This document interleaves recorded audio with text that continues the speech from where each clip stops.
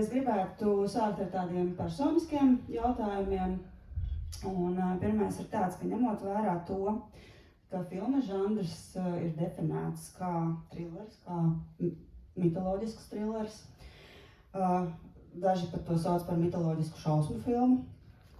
Tad loģiski, ka pirmais jautājums ir par bailēm. Un Uģi un Māra, izstāstiet mums lūdzu par savām bērnības, pieaugšanas un šodienas bailēm.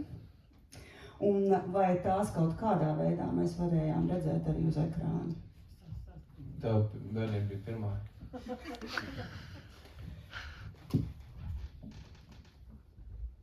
Zini, es nevaru atcerēties nekādas īpašas bailes. Es dzīvoju kapos, līdz to man vēl joprojām nav baila. Ne no kapiem, ne no miroņiem, ne no nāves, gribu teikt arī. Nē, man nav kaut kāds īpašs. Nu, protams, ka nāk kaut kāds bariņš iedzēruši jaunu cilvēku, tad ir baila. Tas ir dabīgi, man liekas, ka jebkuram agresīva kompānija. Nu, negribas dabūt pa pūru. Vai kaut kas no šīm bailēm, no agresijas ir arī filmā? Nu, manā lomā, ne.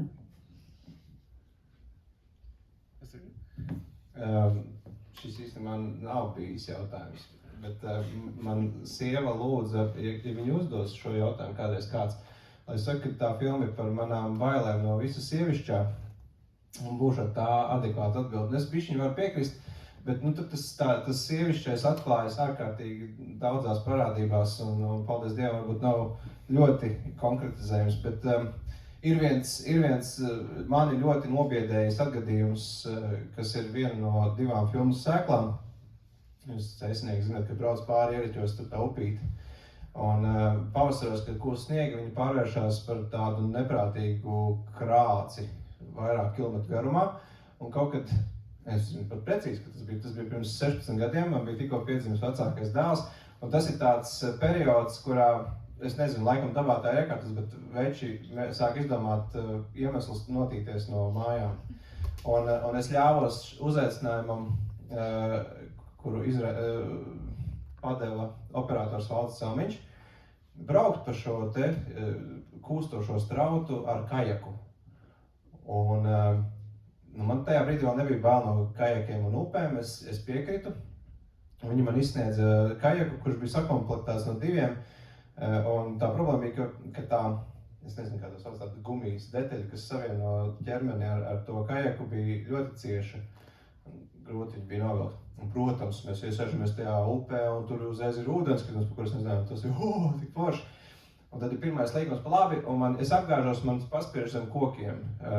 Un sanāk tā, ka es šī tik dziļā vietā atrados ar vienu aci ārā no ūdens, bet tie pārējie maņas, oža un muti, kas ir svarīgas arī elpošanai, atradās zem ūdens, un es vienkārši slīkstu. Un uz manīm skatās tie mani čomi, viņi nesaprot, ka es šeit esmu jau uz kādas sliekšņa nonācis. Un es toreiz teicu, ejiet, jūs visi dirst. Un es iešu ar kājām, es vilkšu to laivu pa krastu, tikām līdz amatei, viņi pirmā iesaistās vēlreiz. Un tur atkal bija 300 metru brauciens, un atkal es biju apkārt, un atkal netiek no tās laivas ārā. Un toreiz bija pirmā reize, kad tā Latvijas daba, kas man kā visu bērnību orientēšanos skrējušam likās, nu tāda, ja tev ir karta, tu apmēram pa viņu jau esi boss, pēkšņi sāka likties nenormāli biedējoša, draudīga, destruktīva un šausminoša, un tie mākoņi skrien tādās zemās vērpetēs virs tās vārdsiežu, kuras gaidīja tajā stāvvietā. Un es sapratu, ka man tiešām ir īstas un tādas primitīvas bailes no dabas pamodušās. Nu, lūk, un tad tagad tas bija kaut kā jākompensē un jāuztais filmu. Vai tu no viņām atbrīvojies? Nu, laivā es esmu iekāpis pēc tam. Turpat nācās, jo, lai uzfilmētu to, kā tie jaunieši tur to selfiju kameru ceļoja, tur bija jānobrauc upes posms, un ja tu iekāp ar uzdevumu fokusēties uz kaut ko citu nekā tā krāce, nu, tu pēkšņi attopies, mēs izbraucām krāces, es nemaz nejūtu, un man vairs nebija bail. Nu, tā kā Nevajag arī pārdramatizēt. Viņas vienkārši bija laiks, noilgas pārgāja. Uģi, filma ir arī par iniciāciju. Ceļš galvenā varoņa dzīvē mēs varam izsekot to, kā viņš atraisās no savām bailēm un kā viņš pārdzimst. Un iniciācija vienmēr ir par to mirkli, kurā nomirst tavs vecais es un piedzimst kāds jauns cilvēks vai būtne, kas tevī nomira filmēšanas laikā un kas piedzima, ja neskaita to, ka piedzima jauns filmetrāžas režisors. Es nezināju, ka man ļoti patīk aktieri. Pēkšņi izrādījās, ka ir tādi cilvēki, kuru uzdevums ir iemiesot viņiem svešus tēlus, atrast kaut ko kopīgu. Tas ir tas, par ko man nebija, man drusim bija jausma, kaut kāda mūzikas video bija filmēta, bet tur bieži vien arī nespēlēja aktieri. Bet tas, ka ir kaut kāda profesija, kas ļoti mērķtiecīgi cenšas ielīst svešā ādā, tas man bija pārsteigums. Otrs, bet to arī es tikai ar laika distanci sapratu, ka mēs filmējām 17 intensīvas dienas Latvijas ūdenīs, ap citu rītdien ir tieši 2 gadu jubileja, ja tā ir jubileja, vienkārši 2 gadi kopš tās dienas, kad mēs sākām. Un mēs izlēmām, ka mēs filmēsim tā, it kā mēs būtu pārgājienā. Ja, teiksim, vajag tur šādu vecupi, kuru violniekam sēdēt un spēlēt violi, mēs nemēģināsim atrast kaut kādu viduvēju pļaņčku, un tad viņu ar kaut kādiem, tiem kinošņi ļoti aizraujās, ka kaut ko sūdīgi pārtaisīt par kaut ko viduvēju, un ļoti lepoties ar to. Mēs izlēmām, ka mēs iesim labāk pusstundu uz to vietu, kas tiešām ir tā vērta. Un izrādījās, ko es nezināju, ka manī ir kaut kāds tas, nezinu, tas ir totalitārs, bet cilvēki ļoti ātri noticēja, ka tā tiešām jādara. Un to es par sevi nezināju iepriekš. Kaut kāda tā pārliecināšana par to, ka vajag vienkārši nopirkt labākus zābakus un tolīdz vietā nopirkt lāpstiņu, kaut kā tā, lai filmētu filmu. Māri, kurā brīdī tu noticēji Uģim, kā režisoram? Man nebija nekādu šaubu. Es brāļus Oltes šo vārdu zinu, es nezinu, cik jau sen. Kopš viņi sākuši darboties, un viņi ir ļoti pārliecinoši katrs atsevišķi, un tā kā man nebija nemazāku šaubu, ka tas viss būs tā vērts. Tu jau pieminēji dabu un to, ka tavas bailes un arī dabas pazīšana ir viens no iemesliem, kāpēc filma tapa. Man tā ir ļoti svarīga tēma, un esmu pateicīga tev par to, ka cilvēks kā dabas daļa šajā filmā ir tik spēcīgi portretēts, un ka tie tēli un varoņi, kas dzīvo šajā filmā, tiešām ir spiesti saprast sevi kā dabas daļu. Un tāpēc tagad es Mārai pajautāšu, jo Māri, tavs tēls ir viens no tiem, kur nerodās it kā šaubu par to ārkārtīgi ciešo tavas varonas un dabas saistību. Un es te gribu nocitēt to, kā tiek aprakstīta tava varona. Tātad vecenīte. Neviens nevar līdz galam būt drošs, vai viņa tiešām ir apmaldījusies ogotāja, vai tomēr cilvēka veidolu pieņēmis dabas gars, kuru meža mīkreslī var sastapt ne tikai šodien, bet vienmēr. Un man šķiet, ka tā loma tev ir ārkārtīgi atbilstoša. Un es gribētu tev pavaicāt, vai filmēšanas gaitā tev izdevās uzzināt kaut ko vairāk par to dabas garu, kas tevī mīt. Nē, laikam nē, jo man arī tāpat kā tev daba ir ļoti svarīga, ka es esmu 4. paudzes rīcniece, bet vienmēr mežs un jau kas nav civilizācija, man ir ļoti it kā atbilstoši. Un mēs tur, jūs vispār skatītāji nevarat iedomāties, kā mēs tur visi salām. Un līdz ar to tur nebija nekādu tur domu par filozofiju. Tur domāju tikai par to, kā sasildīties. Jo sals bija briesmīgs, bija ļoti augsti. Un tas varoņdarbs, ko Igors ir izdarījis, spēlējot šo lomu, to jūs vispār nevarat aptvērt, kas tas bija par augstumu. Un arī Inga Tropa. Bet tur, principā, pilnīgi visi. Uģis Prauliņš, viņš sala daudz vairāk nekā es tā mazāk tomēr. Un kaut gan viņš bija iekštelpās. Un sals bija briesmīgs. Un man liekas, ka tu nemaz nejūt no aktieriem. Es vismaz skatoties filmu, nemaz nejūt, ka kāds nu tur būtu pārsals un sastīnis. Un tādēļ, ka atmosfēra, filmēšanas atmosfēra un tā uzmanība, kas bija pret aktieriem un tas darba temps un koncentrācija bija tik atbilstoši visam tam, kas tur notika, ka tur nebija laika nemaz nešaubīties, ne arī neieguldīties. Un man liekas, ka visi, kas tur piedalījās, visi metās iekšā. Un tagad, skatoties to gala rezultātu, man jāatzīstas, ka tas ir par to, kā man šķita, kā tam vajadzētu būt, par ko tam vajadzētu būt. Ka daba ir neizdibināma, ka viņa ir bezgalīga, ka mēs ļoti naivi iedomājamies, ka mēs esam dabas tur kaut kādi pavēlnieki vai kā Mičūrins kādreiz teica, mums skolā mācīja, ka ņemt no dabas, tas ir mūsu pienākums. Nē, es domāju, ka tad pat nesko ar mums izdarīs un varbūt cilvēks iznīks, bet daba neiznīks un atkal sāksies viss no jauna, pateicoties tai neizdibināmajai dabai.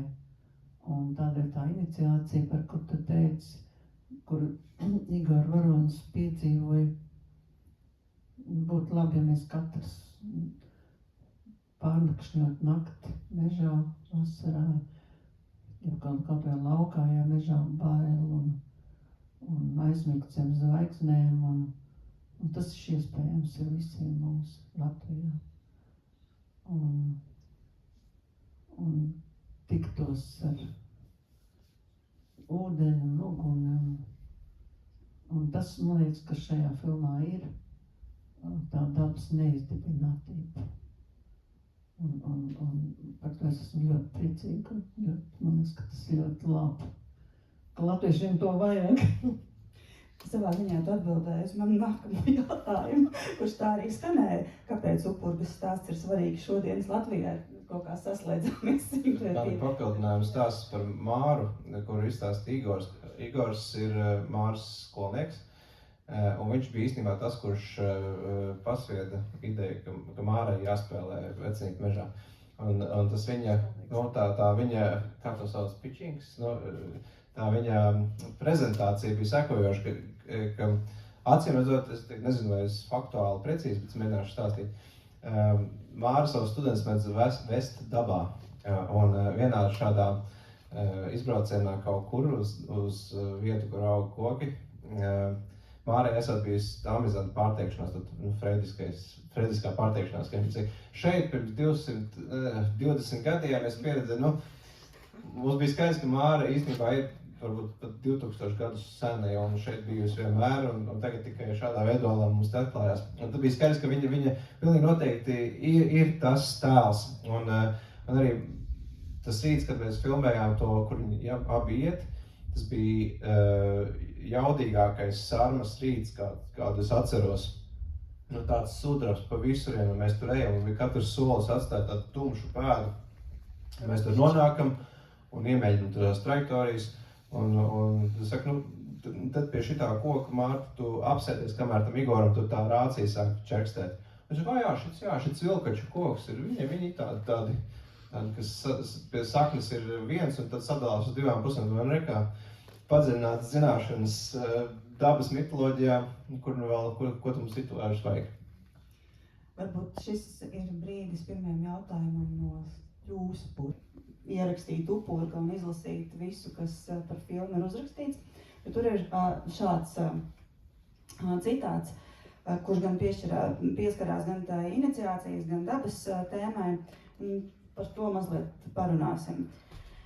Upurga intuitīvi šķiet ietilpstam kādā 3. kategorijā, meža filmā. Kaut gan sižeta centrālais objekts ir upe, to iekļaujošajam mežam ir daudz spēcīgāka ietekme uz manu skatītāju prātu. Tieši mežā plaukst reibinošais zieds, kas atņem prātu un atraisa instinktus tā aromātu ieelpojušiem.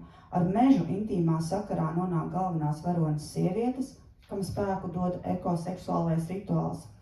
Tā atbrīvojot mežonīgo iekšējo būtību. Savukārt vīriešiem iniciācijas rituāls jāaiziet ūdenī, jāiegrimst vecupē, kur starp citu viņus arī sagaida sievietes tēls. Tātad dabiskais pirmatnējais, kura varā ir jānomirst, lai pēc tam atgrieztos uz mūžu, ar to saplūdis. Un man no šī citāda ir 2 jautājumi, viens par mežu, otrs par sievieti. Varbūt no sākuma izstāst par to, kā jūs atradāt šo filmas, gribētu teikt, vienu no galvenajiem varoņiem. Man nebija īsti izvēles, piedzimu Ēgļos, un man kaut kur bija jāiet pastaigāties, un tās bija tās vietas. Un viņas ārkārtīgi ilgi neliek mieru. Tu dzīvo, un viņas saka, kāpēc mēs eksistējām tavā pasaulē.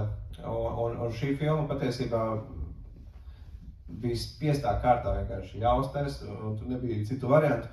Un viņai bija jānotiek tajās vietās, kas mani kaut ko ļoti nozīmējušas, un nozīmē joprojām.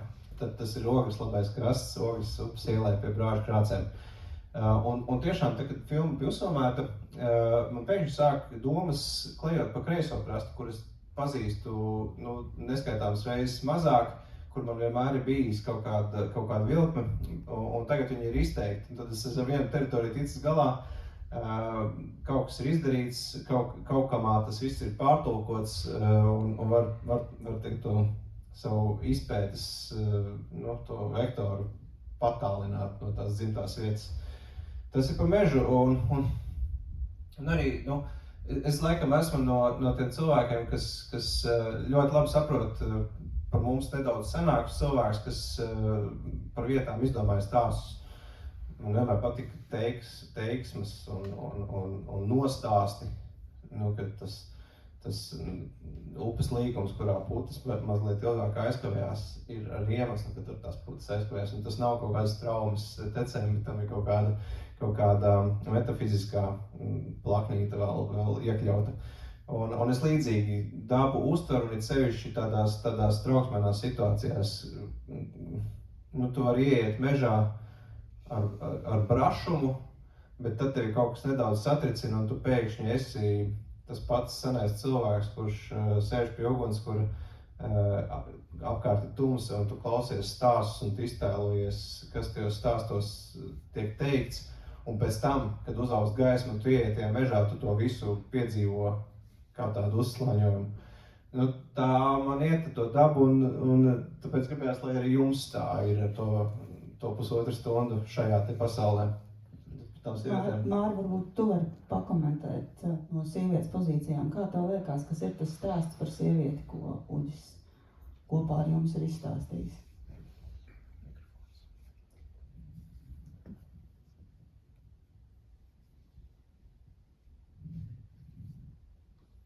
Tomēr tā vienība ir tā kā tāda dabas programma. Mēs dzīvojam šajā pretējo polu vienotības sistēmā, un mēs viens otram esam nepieciešami. Un vīrišķais viens pats nevar eksistēt, un sievišķais viens pats nevar eksistēt. Tāda mūsu pasaule ir. Iespējams, ka viņi transformējas un demoniskā pasaule ienāks un aizvedīs mūs kaut kādā virtuālā eksistencē. Bet es savu dzīvi esmu nodzīvojis šajā pretējo polu vienotības sistēmā Man viņš šķiet ļoti jaudīga, ļoti skaista, ļoti krāšņa, ārkārtīgi enerģētiska un ļoti radoša. Es to ļoti pieņemu. Šajā filmā arī ir šī savstarpējā nepieciešamība un šī mūsos ļoti dziļi dusošo neapzināto spēku izlaušanās kā tāds mistisks pārdzīvojums, kurš virza mūsu apziņu uz priekšu un kurš mūs izmaina un attīsta. Tas taisni šajā filmā viss notiek šajā notikumā. Ar vienu vārdu varētu teikt, tā ir tāda attīstība.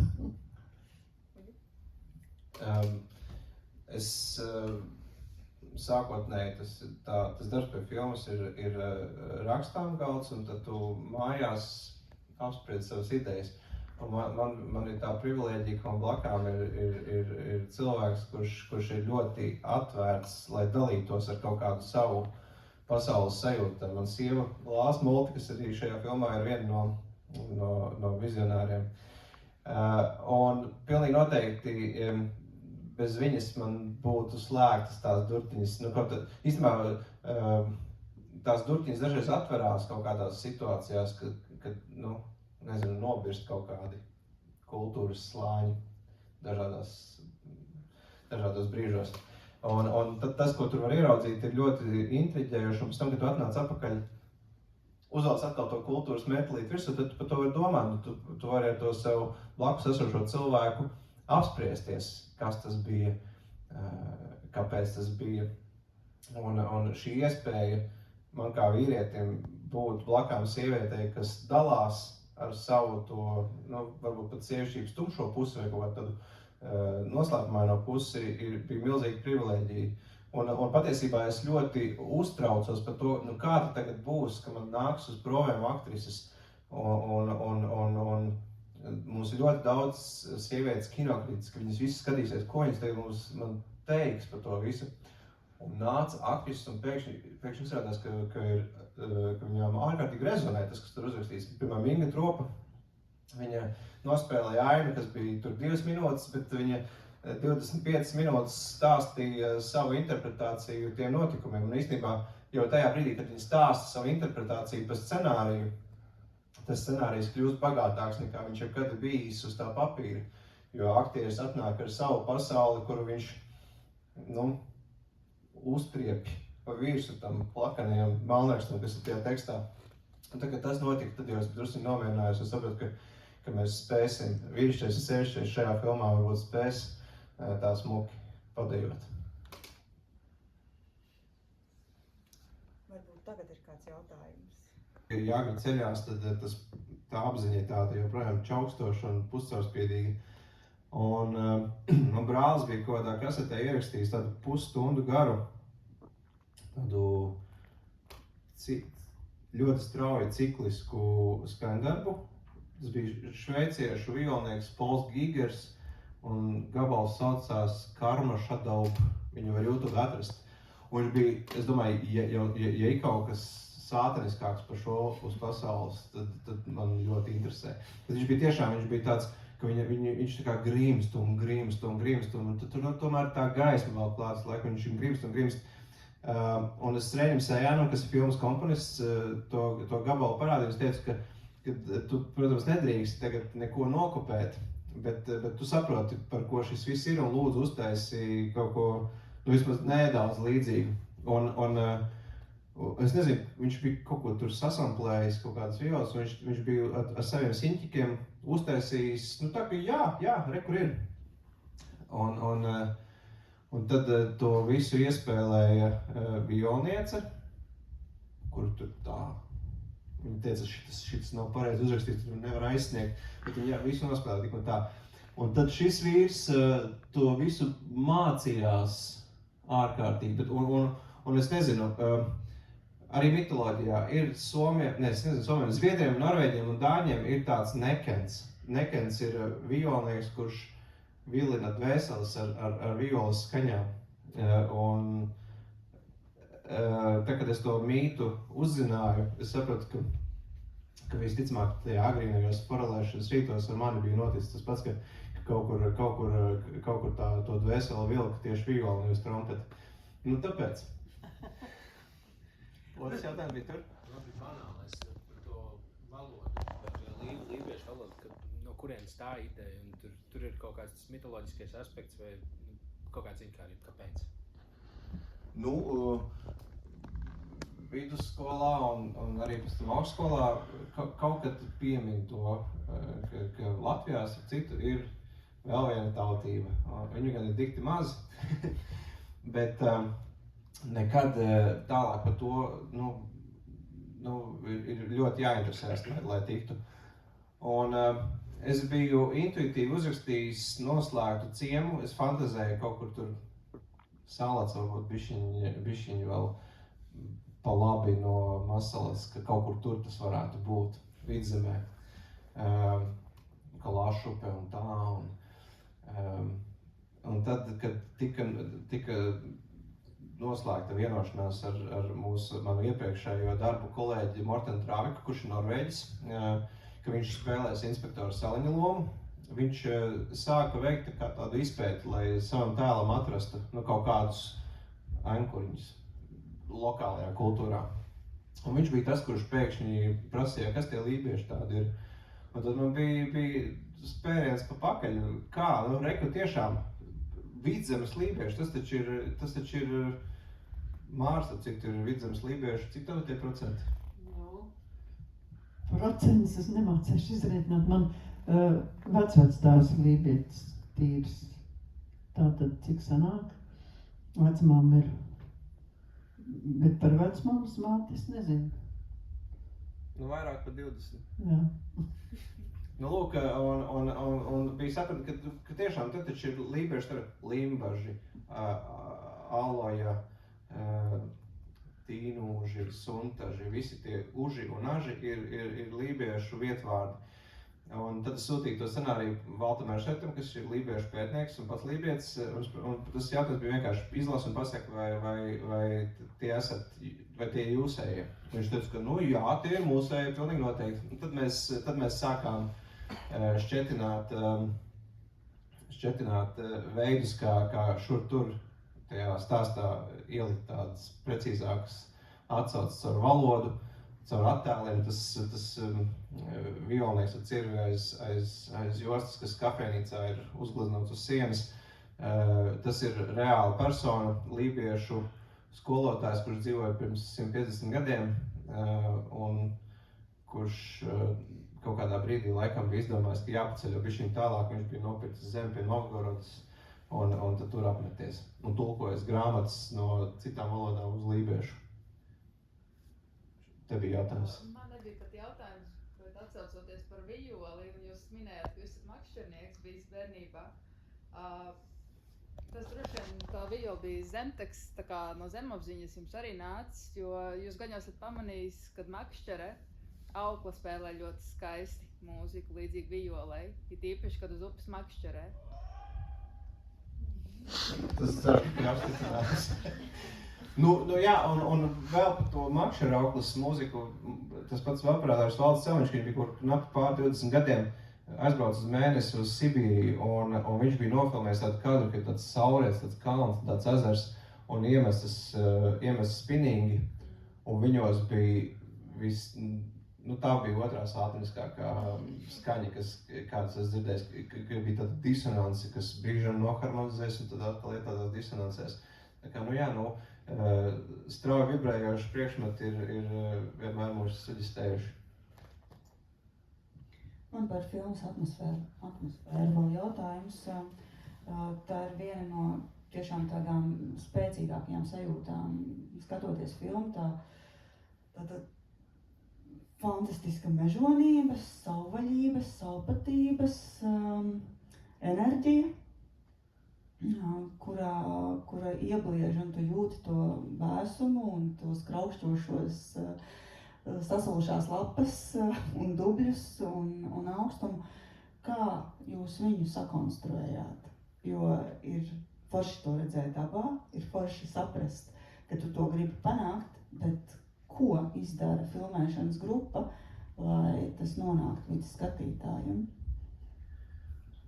Nu viens, tad, ja par to ierāmēto sadaļu filmē runā, tad pirmkārt neatmest krāsu. Viena laba stratēģija, jo rudens Latvijā ir neticams, un es šīs filmas filmēšanas laikā pirmo reizi ieraudzīju, cik tieši ātri daba cenšas nomirt, ejot uz to ziemas pusi. Un ja pirmajā dienā tev ir šādas trīsveļojošas dzeltenas lapas, un zeme ir tāda jau sagurusi, tad vēl pēc 5 dienām tie koki būs pliki un grafiski, bet visa tā zeme būs kā tāds, laikam jau zelta paklājs. Un vēl pēc nedēļas tas zelta paklājs jau būs tie paši smaržīgie trūdi, kādus mēs atceramies no visām seņošanām. Tad ļoti strauji process un ļoti krāsains process. Tas ir viens. Un otrs tad ir tas elements, kurš ir kino ļoti ietekmīgs, jo viņš ir telpisks, tā ir skaņa. Un man vienmēr, es pat mierīgi teikšu, ka man īstenībā skaņa interesē gan vairāk nekā attēls. Jo tur var uzbūvēt, ausis ir tik viegli apmānāms, viņas notic jebkam. Tu varēsi piedāvāt kaut kādu, nezinu, šo te čaukstienu koku zariem, un tu nekad mūžā neapšaubīsi, ka tie nav koku locīšanās skaņas. Un arī kaut kad es tā sevi analizēju, domāju, kāpēc man nekad neinteresē tās seno laiku melnbaltās filmas. Un es atradu to vienu iespējamu atbildi, ka man kino sāk interesēt no tiem brīžiem, kad skaņa tiek lietota kā abstrakcija. Piemēram, ja esat redzējuši filmu Stalkers, tur ir vienkārši brīnumainas skaņu lietas. Kaut kāds dzelzs var 10 minūtēs pārvērsties pēc un tu esi bijis tajā pārmaiņu ceļojumā, un tev tiek piedāvāts jau pilnīgi jauna skaņu palete, bet tu viņai joprojām tici kā realitātes daļai. Un tāpēc mēs ar mūsu skaņu režisoru jau agri vienojāmies, ka mēs taisīsim abstraktas to skaņu noformējumu, ka nevarēs bieži vien varbūt nošķirt, kur beidzās vējš, kur sākās mūzika. Kaut kādas to visu tā sādīt diezgan blīvi un visaptvaroši. Es ceru, ka šeit bija kārtīgi no visām pusēm. Skatos, ka viņi ir pa sāni un pa aizmuguri. Bet tas bija kaut kas, ko mēs ļoti piedomājām un ļoti piestrādājām, un tāpēc mēs arī gribam, lai šo filmu cilvēki skatās tā kā jūs kinoteātrī, nevis gaidot, kamēr iepīkstēsies kaut kur straumētājos. Māra, kāda bija tava loma šīs atmosfēras radīšanā?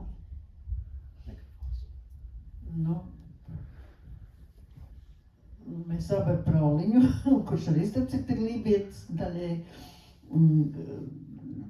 pārstāvējam tos cilvēkus, kuri kā ir bijuši tai pusē, kaut arī man vecenīte tā reāli tur neiegrib tajā vecupē, bet viņu, laikam tāpēc, ka sievišķā būtne, ja viņa, manuprāt, vienkārši bija kopā ar to visu dīvaino dabu. Viņa pati bija tāda daba, un tādēļ arī viņa abi kopā, tādēļ viņa neuztrauc tas, ka viņa nebrīnējās par to, ka viņas vīrs, tur cik viņš nosēdēja dienas tajā traktorā? Vienu nakti. Tik un tā, ja, ka viņš joprojām dzīves, un tas viss tā normāli un nekas šausmīgs. Un absolūti pieņēma viņa jaunās izpausmes, un pašai arī viņai nekāda problēma nav nakšņot mežā. Un man ļoti patika arī tekstā tas, ka viņi saka, ka viņi neuztraucās viens par otru, jo viņi uzticas viens otram.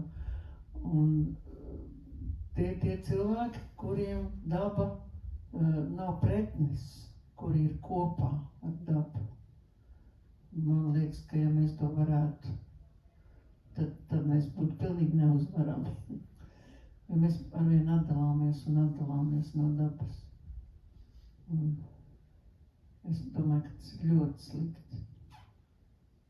Es priecājos par tiem visiem, kas ir paņēmuši vismaz kādas lauku mājas bojājošas un tur brauc kaut vai pavasarā un dzīvo ar bērniem. Un vispār Cēsis tajā ziņā ir laimīga vieta, jo es domāju, tā vieta, kur var dzīvot ģimenes ar bērniem. Jo Rīgā tas ir briesmīgi, kā bērni cieši Rīgā, uz dzīvokļos un uz ielām. Un Cēsīs daba ir iekšā. Āgenskalna arī. Jā. Es domāju, ka mūsu saruna un tikšanās varētu tā kā tuvoties nobeigumam.